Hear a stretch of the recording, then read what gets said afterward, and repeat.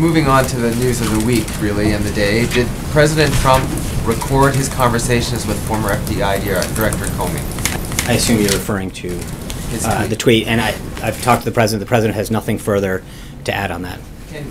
Why did he say that?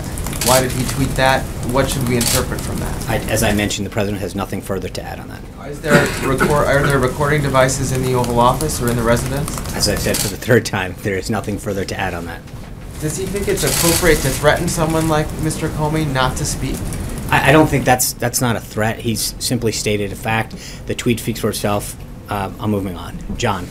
I think the President's comments about the Russia and collusion have been very clear with respect to some of the charges that have been made. He's been very clear that it's one thing that he believes that the notion that there's collusion is a hoax. It's been reaffirmed by several people, including Senator Grassley and others who have spoken to him, and that he wants to make sure that he's focused every day on doing what's best for the American people. I understand all that, but you've said that many times, but how is the U.S. tearing itself apart? Well, I think obviously this has been a subject that comes up over and over again when it's been very clearly stated on multiple occasions that there's no collusion that occurred, and yet this narrative continues to be perpetuated. Do you think this is what the Russians wanted all along in interfering with the election? I don't. I have no idea. But what I'm just telling you is I think we've made it clear at this podium several times, and I think the President made it clear that what his feelings are on this.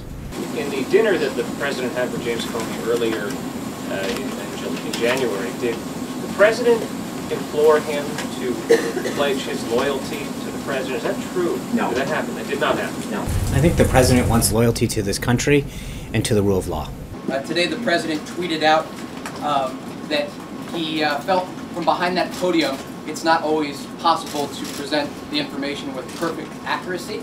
We come out here every day and try to do the best job we can communicating what the President's done and the accomplishments he's making on the American people. We get here early. We work beyond being here at this podium.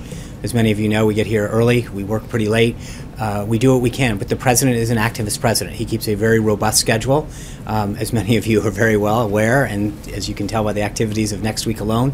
And I think sometimes we don't have an opportunity to get in to see him, to get his full thinking. In those cases, we do our best to follow up with you. But I think that there are times when you, more than not, read a story where someone's trying to pull apart one word, one sentence, and say, aha, and make it a gotcha thing. We work very hard to get you the most accurate and up-to-date information throughout the day. We don't always have the opportunity to get in to see the President, and in those cases, I think we do a pretty good job of following up and getting you the information after the briefing or in a subsequent.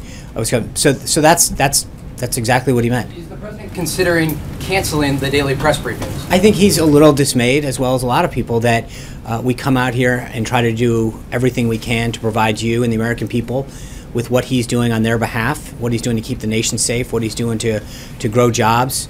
And yet we see time and time again an attempt to parse every little word and make it more of a game of gotcha, as opposed to really figure out what the policies are, why something's being pursued, or what the update is on this. And I think that's where there's a lot of dismay, and I don't think it's something that just alone the President feels. Can I ask you one